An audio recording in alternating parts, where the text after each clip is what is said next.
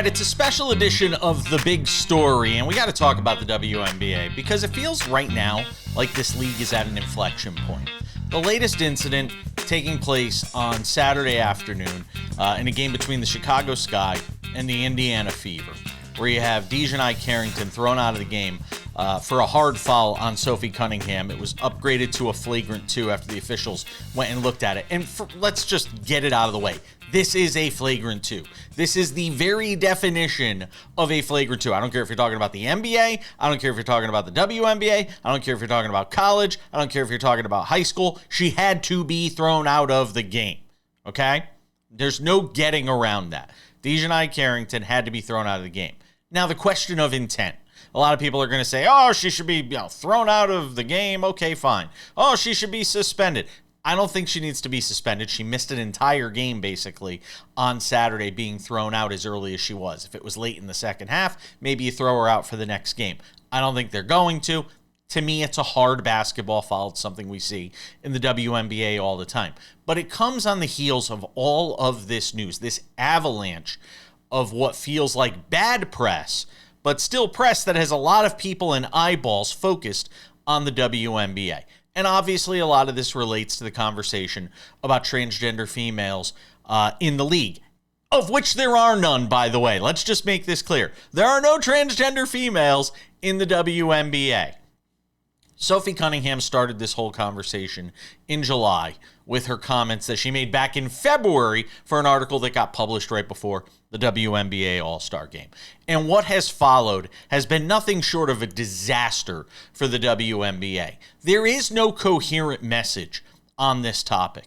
You have players reacting one way to it. You have coaches, Cheryl Reeve, Natalie Nakase, reacting a different way. You have players saying certain things. Gabby Williams with the Golden State Valkyries coming out and saying, oh, I'd welcome a transgender player. You have some players that obviously feel differently than that. Probably a lot of them who aren't willing to say it because right now, who the hell wants to get involved in this, what has become a third rail in sports talking about this topic? But the problem is, right now, this is a league without leadership. Kathy Engelbert came out, I think it came out on Friday or it came out on Saturday, where Kathy Engelbert comes out and says, we're going to have a meeting with league officials, top owners in the league. We're going to get together and we're going to have a conversation about this topic of women in the WNBA and protecting women in the WNBA, as it would be, that term that everybody wants to use, protecting women in the WNBA. That comes after you got two bozos in Enes Kanter and Royce White who are trying to score political points, trying to be relevant because nobody gives a crap about either of them, coming out and saying they're going to declare for the WNBA draft in 2026-2027 season, the next season of the WNBA. This is silly. And the fact that people are lending any credence to these two clowns that are coming out and saying this, saying, oh, I'm declaring that I'm a woman, so I want to play in the WNBA. It's demeaning to women. And you've got people lining up on this issue. The Clay Travises of the world, now Enes Kanter, Royce White, Jennifer Say, the former executive over at Levi's. And all this is being done for is to demean and denigrate trans women and transgender people as a whole. I've said this before. There is a certain segment of the population that is invested in this issue because of the fact that they're trying to make sure that transgender females are not competing against biological females.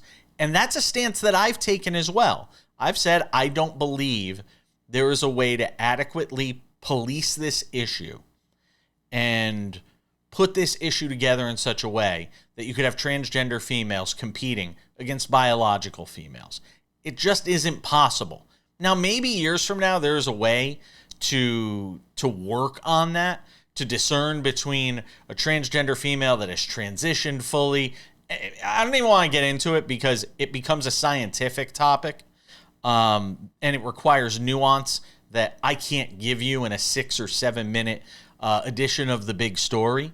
But right now, the stance needs to be no transgender females playing in the WNBA. And this has to be done now.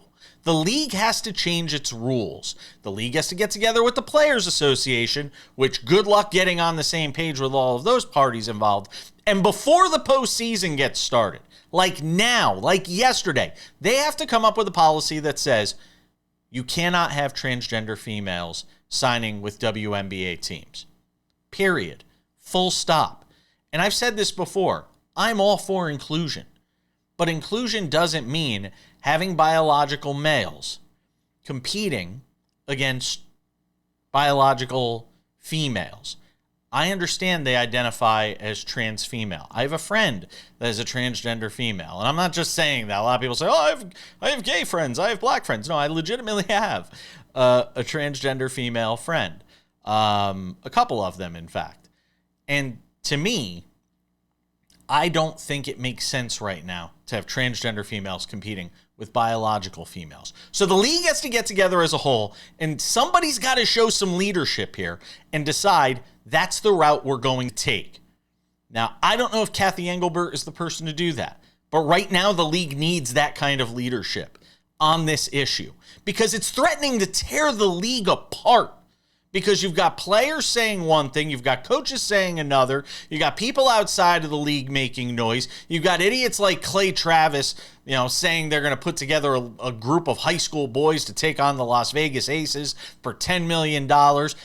Everything that's happening right now is casting a negative light on this league. And somebody has to put their foot down and say, it ends now. Is that Kathy Engelbert? This is her moment. As much as we talk about the players and the owners and the coaches and all these different things, this is Kathy Engelbert's moment.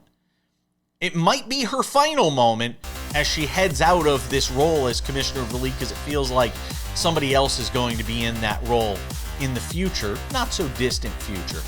But if she can do one thing for this league on her way out the door, if she is indeed headed out the door, that one thing she needs to do is nip this issue in the bud. Let me know what you think in the comments below. Like, follow, and subscribe, and watch us on TV. I'm Jason Page. That's this edition of The Big Story.